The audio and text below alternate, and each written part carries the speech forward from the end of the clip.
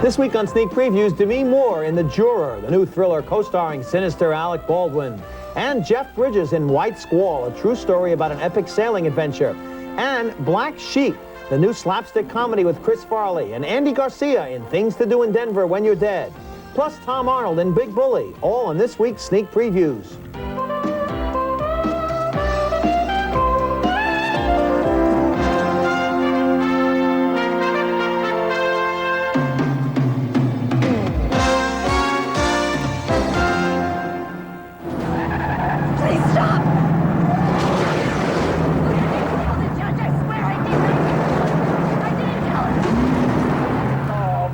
Protect you, Annie. You will. Who's gonna protect you? Then I want you to stay at the tree. You will protect me. You will protect me. Stay at the tree. You will protect me. Sure, put the teacher in jail. You could sizzle Louis Buffano. But what are you gonna do about this drunken Rodney behind the wheel of this car? I'm looking down this road and it's just one big blur to me. I see a boy on a bicycle, and he looks an awful lot to me like, hey. Oh, God, no! No! Oh, God! Please, no! Who will protect you? The teacher! Who will protect you? The teacher! Who will shield you? Did you say the judge? The teacher! Who will protect you? Say it! The teacher will protect you! The teacher! Say it! Again! Wow, that's her own son on the bicycle, so no wonder she's screaming. We won't tell you whether he's killed or injured in that terrifying scene, but we will tell you whether Demi Moore and Alec Baldwin scare up enough thrills in The Juror to give it a verdict of must-see, because The Juror is just one of 5 big movies we review on this week's Sneak Previews. I'm Jeffrey Lyons. And I'm Michael Medved, and we'll get to The Juror in just a moment. But first, we head out to sea with a spectacular-looking sailing adventure called White Squall, directed by Ridley Scott of Blade Runner and Alien. What's it gonna be? Jeff Bridges plays the captain of a sailing ship in this beautifully shot movie based on a true story set in 1961. The ship serves as an ocean-going prep school for teenage boys where, in addition to academic subjects, there's a big emphasis on building character and overcoming fears. That's it.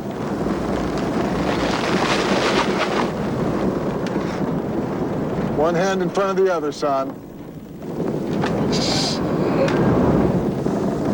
We'll do it together. Don't look down. You look in my eyes. Look in my eyes. Climb. Come on, we'll do it together. I can't. You climb, damn it! That's it. You hating this? Are you? I hate you. Good. Good. Hate your way up another rung. Do it right now!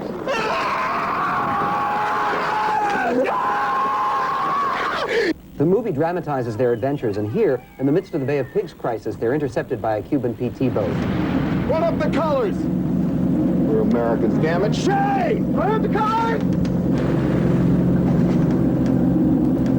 Need to sink us? Take in old sail! Do it now! Real fast! Keep going!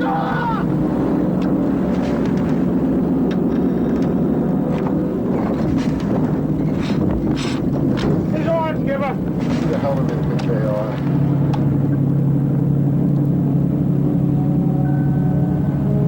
Identifíquense. They want us to identify ourselves. Tell them we're the American school ship, Albatross. But their biggest challenges come from nature itself, including a potentially deadly storm known as a white squall.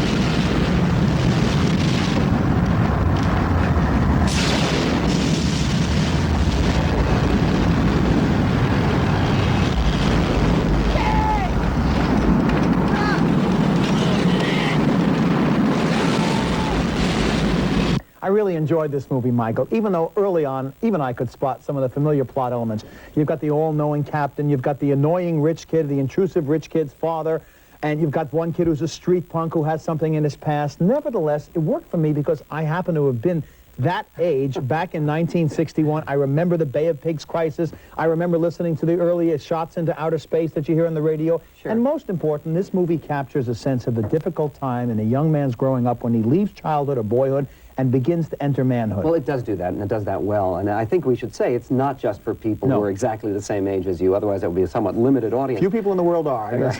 But the problem I had with the film, I liked it on balance. I think the first two-thirds of the film, it just feels a lot of it like killing time until they get to that storm. And the storm is so dramatically well presented.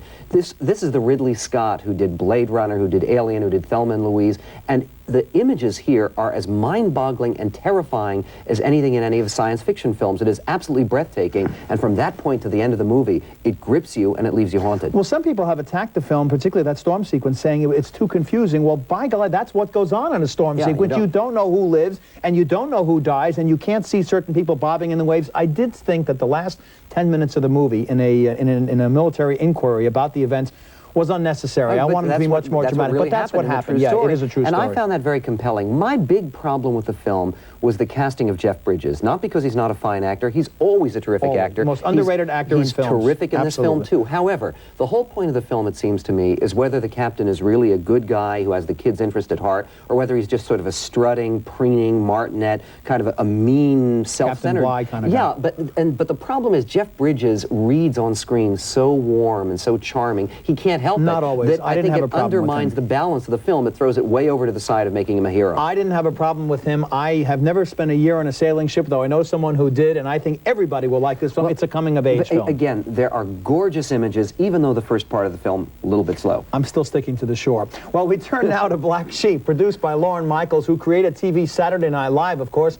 And this film is directed by Penelope Spheris, who directed the original Wayne's World movie. It's set in Washington State, where Tim Matheson is the challenger in a tight race for governor. Now, the campaign is going well, except for one big problem. Chris Farley plays Matheson's black sheep brother, whose campaign tactics need just a bit of fine-tuning. What the is the Marquis doing here? So the candidate assigns an aide, David Spade, to babysit Farley. All right, folks, vote for Dudley. Good God, man. Here, let me get that for you, sir. I drove down there. I think I can put the groceries in that truck. Little help from the Donnelly campaign. Back off, Buster. Come on, Mother. Let me help you, sir. Get in the car, dear. All right, Mother.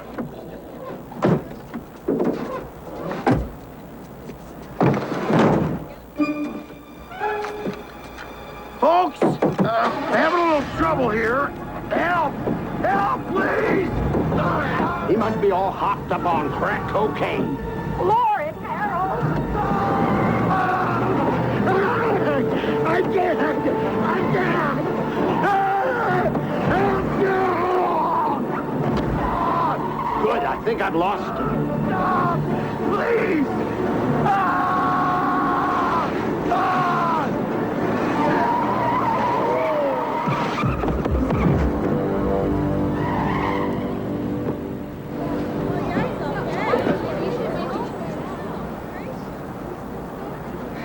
Okay. Good first day. Eventually, Farley and Spade are sent to a remote cabin far from the campaign. But no matter where they are, Farley is driving Spade batty. I think I got it. No way! I think it's in there. Well, then look! You look. All right, we'll both look together. 1, 2... Now, you idiot! You can't catch a bat with a pot, moron. You take a mop, a broom. Oh, God! Oh, God! I think this is the movie for those people who find Jim Carrey's humor just too sophisticated for them.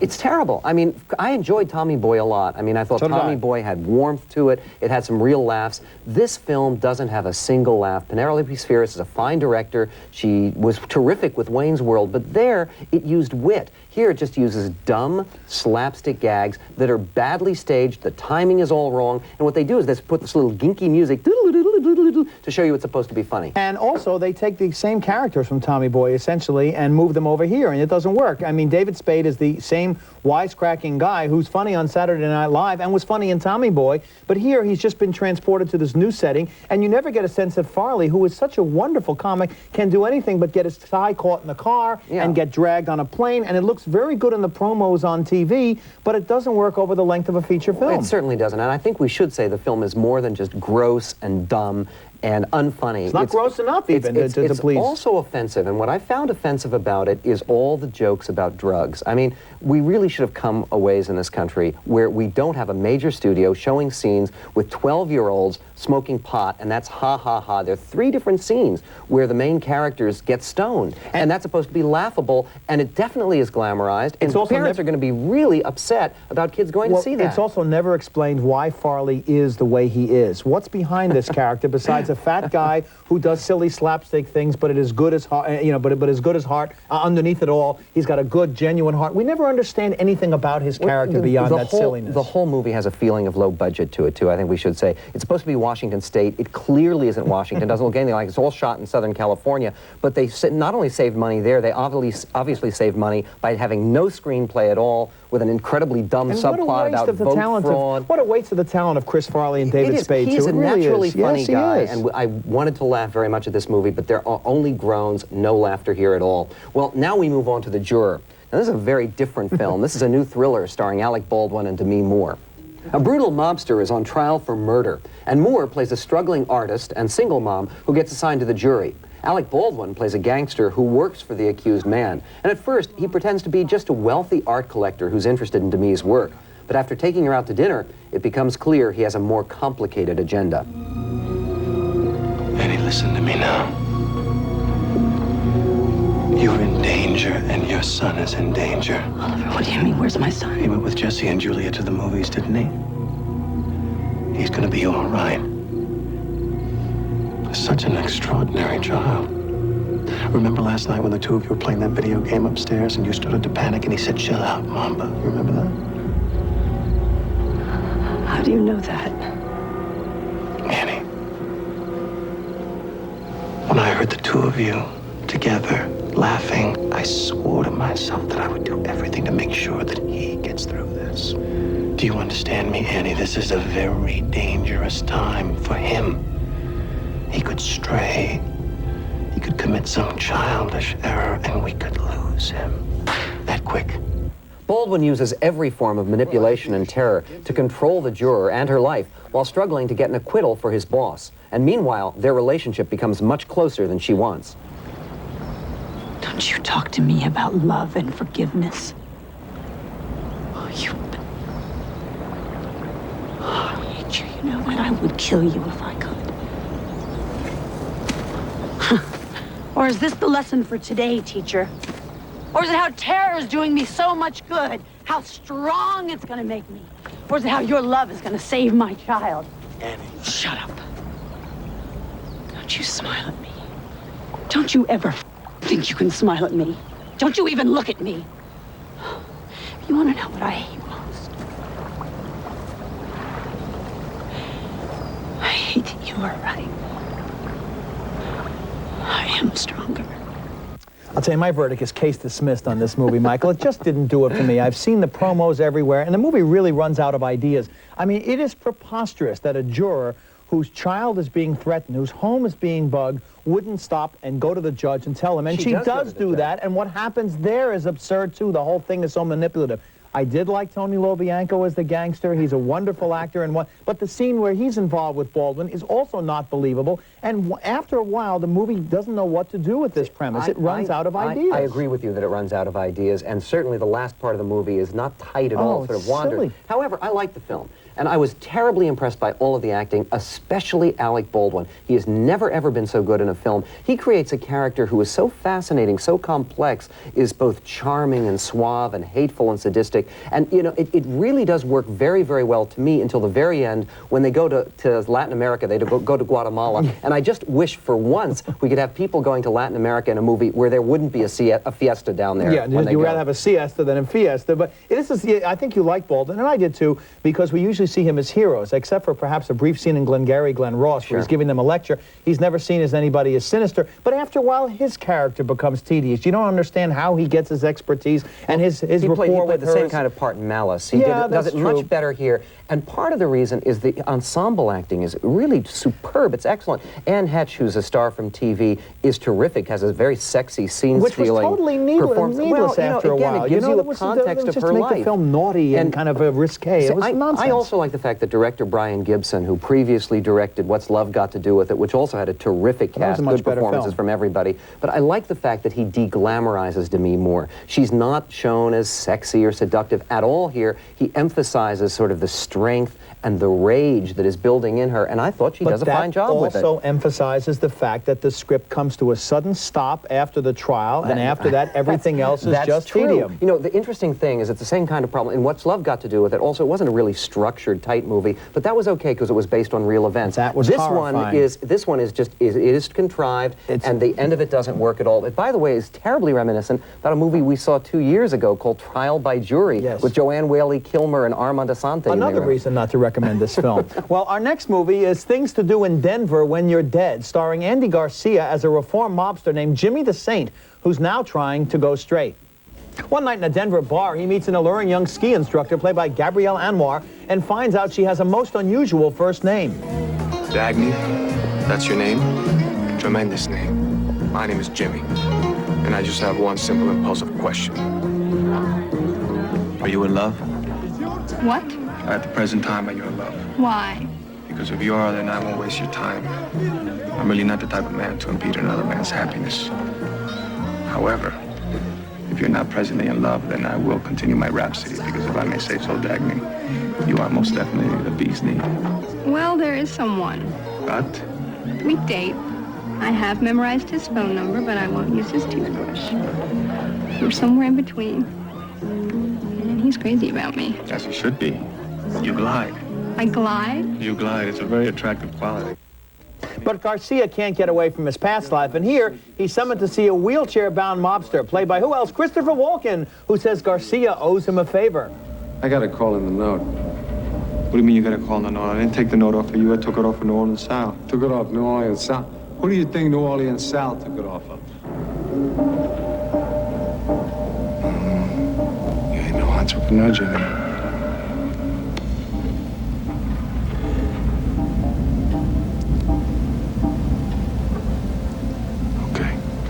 I need a crew. Maybe 4. I worship you.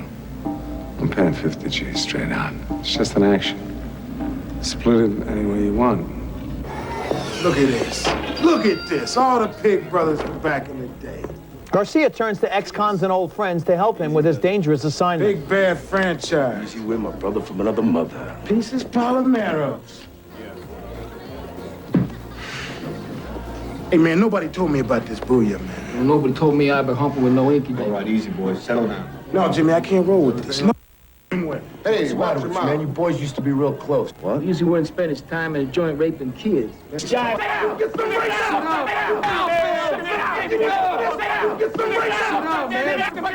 Children here, man. Sit down. They're children here, man. Sit down. They're children here. Sit down. Get down. Damn malt shop.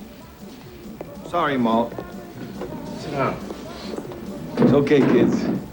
You know, this is a terrible movie, but it has elements. Keen observer of the obvious that you are, It has right? elements that keep impressing me. I mean, it's one of the weirdest things where you are very sure that everybody involved is going to go on and do better work. I mean, it is a young screenwriter named Scott Rosenberg. It's his first produced screenplay, and he has a very interesting cadence to his writing. I like things like where he says to Gabrielle Anwar, "You glide," and then they explain that. And everybody in the movie has a funny name. Christopher Walken is the man with a plan. There's a hitman called Mr. Shush, and that you learn all kinds of mob lingo that is sort of buckwheat. So I never knew what buckwheat was. Yeah, haven't you seen it before, some of it, and Get Shorty in a much better way? It's much more in Pulp Fiction. He's trying much too hard to be Quentin Tarantino, is Scott Rosenberg, and it's directed by an old friend of his from Boston University named Gary Flater, where it's also, everything is just so serious, and every beam in the ceiling is lit by a different glowing light. Yeah, it's just overdone. You get the sense that everybody is also trying for an Oscar nomination. Yeah. In fact, I saw this late last year, so it would qualify despite its quirky title. And there are a lot of good roles, particularly Treat Williams as a psycho, and William Forsythe is very good. And any movie which has Jack Warden, here he's seen briefly and he's the narrator, he's my favorite actor, that can't be all bad. But I'm a big fan of Andy Garcia, but this is 2 films in a row, from Steal Big, Steal Little to this one, Steal that Big, are Steal Little was much worse. Much worse. Yeah, I mean, but at least this one, you know, Andy Garcia was kind of acting, and I found his role interesting. The film just goes on and on and on forever, and the whole thing is, at one point, after hits go out on everybody, why don't they leave Denver? Christopher Lloyd is there playing a leper named Pieces, who keeps having pieces of his fingers fall off. Too many things about too many characters, and you don't spend enough. Christopher Walken is wonderful as the creep, he always is, but you've seen him do that before, but there are too many of these little superficial things about the characters, and we never get the chance to get a layer or two deeper. Trying much too hard to be serious and important and let the story tell itself next time, Gary Flater. An interesting director, look forward to better work. Well, finally we turn to Big Bully. Now this one stars Tom Arnold, everyone's favorite, and Rick Moranis, and they play old acquaintances from junior high who reunite after 20 years. Moranis plays a novelist who comes back to his hometown in Minnesota to teach creative writing, and Tom Arnold plays the shop teacher and one-time big bully who soon is back to his old tricks. Have a nice trip?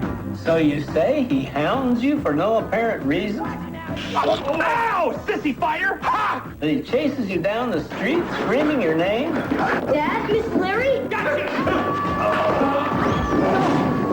Chicken! Pork roast! But why? Well, he's been picking on me. Picking on you? Yes! In your face! Arnold feels invigorated by all this craziness, and he starts to assert himself with his obnoxious family. Daddy's home! Kyle, untie your brother now and get up to bed. Bobby, get a bucket of hot soapy water, wash that wall, and then go right to bed. Tommy, come over here. Come here, go eat your vegetables right now or you're going to be eating broccoli for the rest of your life. And then go to bed. Faith, now you are my wife. Tomorrow morning, I'm going to get up real early and go down to the lumber station and buy myself a brand new power sander. Well, we can't afford it. But we can afford it, honey. That's the great news. Because it's going to cut out some extras around here. Like facials and manicures and cigarettes and tabs. But And another thing, honey. I think we watch a little too much TV.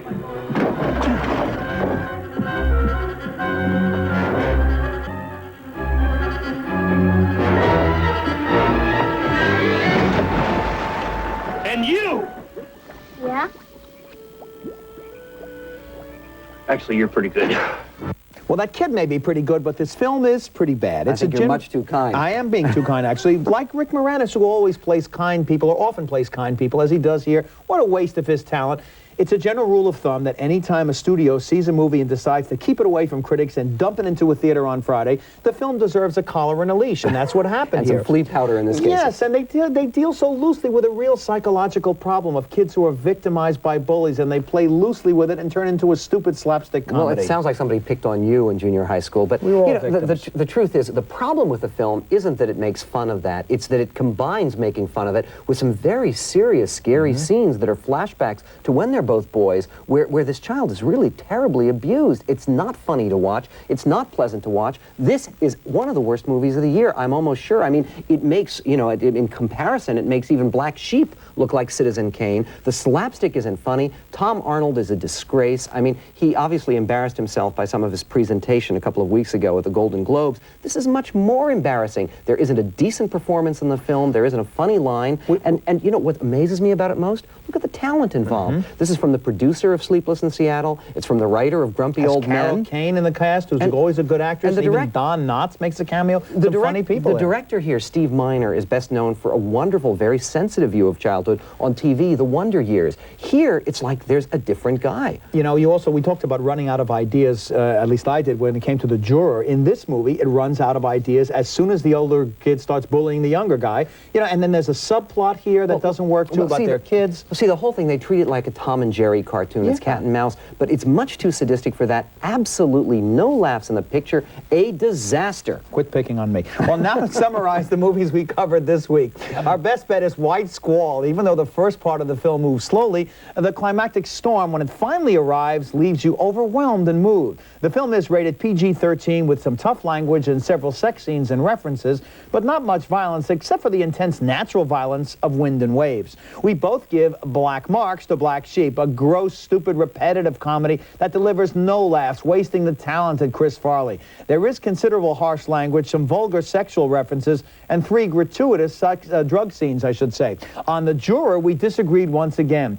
I thought it was contrived and preposterous, running out of ideas about halfway through its implausible plot. But Michael thought that the spellbinding career-best performance by Alec Baldwin and solid work by everyone else in the cast made it watchable despite its flaws. It's rated R for lots of tough language, some sex scenes and nudity, plus a great deal of terrifying violence. On Things to Do in Denver When You're Dead, well, we agree this film doesn't give you anything to do in Denver or anywhere else. It's a stilted, over-the-top, pretentious imitation of Pulp Fiction with non-stop foul language, kinky sex, and lots of grotesque and gory violence. And we also urge you to skip Big Bully, a film that's too nasty to be funny. There's lots of violence that's supposed to get laughs, but will only draw groans. So that's it for this week's show, Groan. Please join us next time when we review John Travolta and Christian Slater in the explosive new thriller, Broken Arrow. Bottle Rocket, the bittersweet story of 3 young friends with dreams of criminal glory, and Beautiful Girls with Uma Thurman, Matt Dillon, Timothy Hutton, and Mira Sorvino about small-town friends at their high school reunion. Plus, other new films, all on the next Sneak Previews. I'm Michael Medved. And I'm Jeffrey Lyons, and until next time on Sneak Previews, don't forget to save us the aisle seats.